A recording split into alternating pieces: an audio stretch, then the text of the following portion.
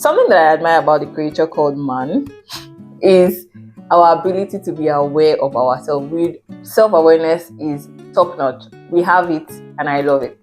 Because self-awareness also helps you to know when you have habits that are bad for you and are not working for you. If only there was a tool that can help us to overcome all of these bad habits with the snap of our finger. Oh wait, I do have one for you, and it's called journaling.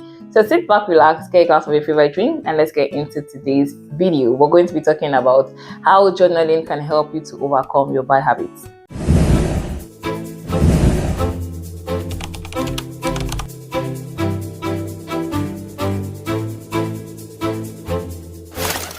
Hey fam, how are you doing today? Welcome back to my channel. My name is Toby Achinwe. Today we're going to be talking about how journaling can help you to overcome your bad habits. If this is your first time, you're so welcome, and if you're returning again, thank you so much for being here. Let's get into today's video. Now, if you're new to journaling, I do have a video where I've talked about journaling. I'm going to have it linked in this video, but journaling is such a tool that would help you greatly in life because the power of pen and paper can never be overestimated, not underestimated, can never be. I'm going to say that again. The power of pen and paper can never be overestimated because it is that good and it is very important.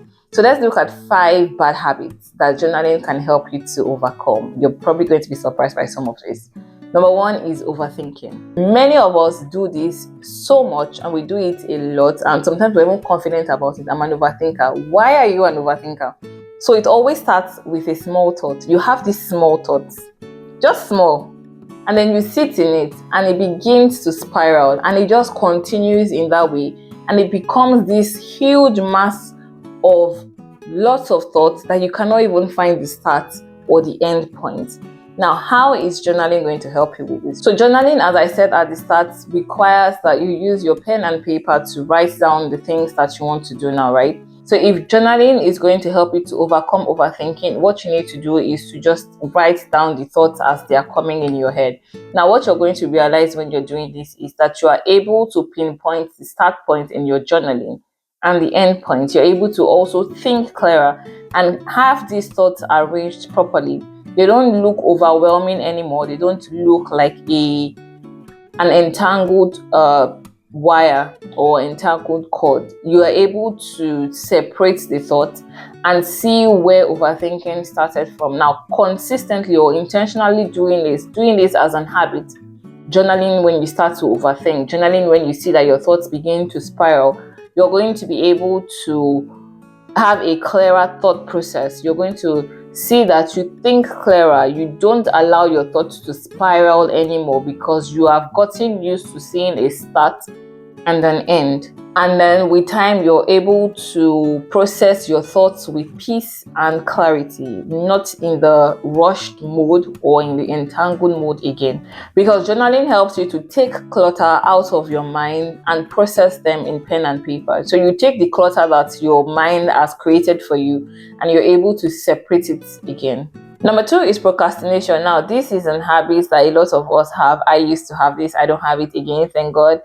But it's an habit that we used to have that we become victims of because of vague goals and unclear goals, because we're not clear with what we want to achieve or the goals that we want to achieve. Yes, we're not clear and it's vague. We can't understand it.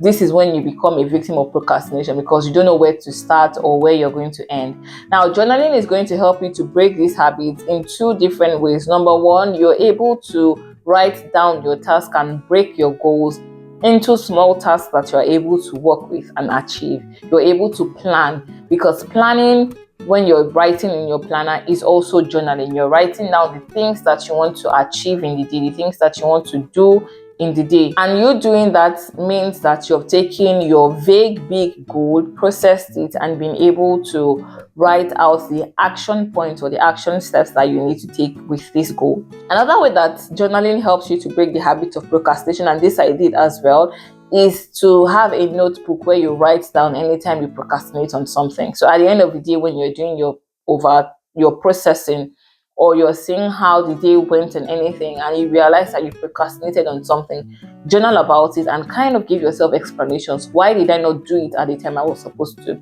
You would say that over time, because you see how almost useless the excuses that you give for procrastinating continue to get, you would begin to talk yourself out of it, and you would rather want to fill your notebooks with overcoming procrastination rather than being a victim of it. Now, if you need extra help with overcoming procrastination, I have an ebook. It's a PDF and it's available now on Gumroad. You can get it with the link in the description bar, and it's free for you. Another tool that would help you with hacking procrastination is a faith and focus planner. Now, the faith and focus planner is a planner that helps you to write down all the things that you need to do and come back to check them as done when you have done them. Again, available on Gumroad, link in the description bar. The third habit that we're going to use journaling to break is prayerlessness. Yes, prayerlessness is a bad habit, because why are you not praying? Why don't you have a relationship with God that you can communicate with Him every time?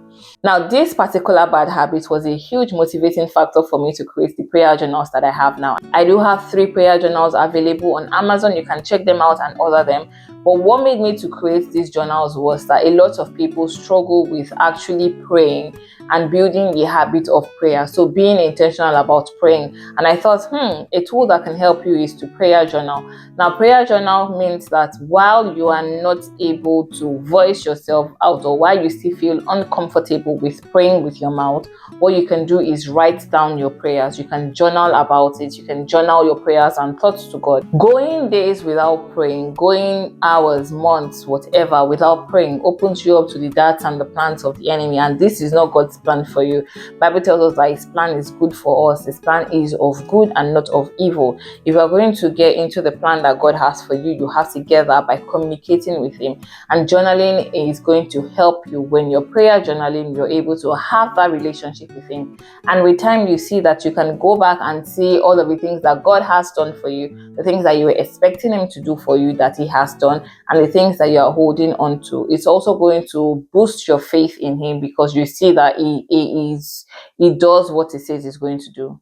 Number 4 is negative self-talk. Now, I often say that you hear your voice the loudest, and you hear your voice more times than you hear any other person's voice. Now, it's bad enough that we have people that speak ill of other people, that say terrible things about other people. Now, it's worse if you are the person that is doing that to yourself. Why are you speaking negatively about yourself to yourself? This is not good, and this is bad. Now, how is journaling going to help you to do this? Every time you come back home at the end of the day and you're processing again how the day has gone, you're able to see when you spoke ill to yourself, or when you spoke bad about yourself, when you doubted yourself, when you did something that you've promised yourself to not do again. You can identify those things as you are processing, and then you're journaling about it because you want to be able to identify, how did we get here? What made us to get here? You can then see the pattern, and you are able to work towards breaking the pattern that you have seen. The words that you say to yourself can either make or break you, and it's important for you to break the habit of negative self-talk, because then you are the one that stops you from doing the things that you want to do, that stops you from living the life that you want to live, and from being the victorious person that you want to be. So, anytime you find yourself speaking ill of yourself, journal about it, write it down and say, oh, this is what I said, and this is why I said it, and this is why I shouldn't say it again. Doing this again consciously is going to help you, because even journaling is an habit.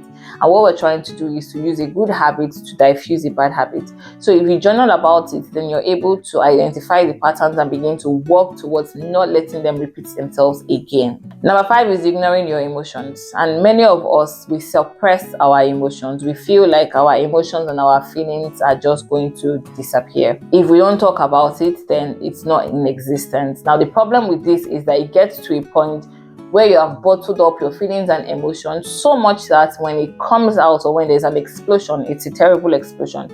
Now, we don't want terrible explosions to happen, because the effects of them are bad. Journaling can help you to process the expression that you want to process. It can help you to process the thoughts, the feeling, and the emotions that you don't want to express with your words or with your action. You writing it down is going to help you to take that off of yourself and put it on paper. And you're going to again be able to decide if this is something that I would like to speak on, talk about, express myself to the other party or not.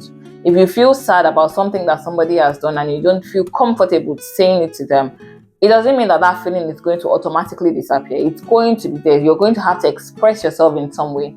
Journaling is going to help you to do that because you're not then bottling up that emotion.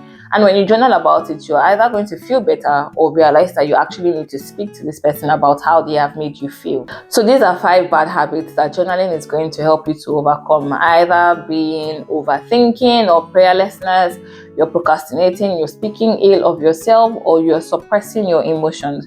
If you journal about these things, it's going to help you. And the great thing is that you can even have all of these journals in one. You can have one journal and you just do everything. Or if you like to have notebooks around you, nothing wrong with you having as many journals as you would like to have. Point is that you are actively and intentionally doing or taking the actions that you need to take. That is going to help you to overcome these bad habits. And I promise you that you will begin to see the results as long as you are consistent with it. So I hope that this video helps you greatly. If you would like to get any of the tools or resources that I mentioned in this video, I have all of them linked in the description bar. You can check them out and make your choice, make your pick. I promise you they're going to help you. Thank you so much for watching this video. I hope that you enjoyed it. Also, give it a thumbs up, share with as many people as you can. Leave me a comment in the comment section, any bad habits that you would like me to talk about or any tool that you would like me to talk about. I'm here and ready for you guys. Thank you so much for watching, and I'll see you guys in the next one. Till next time, bye.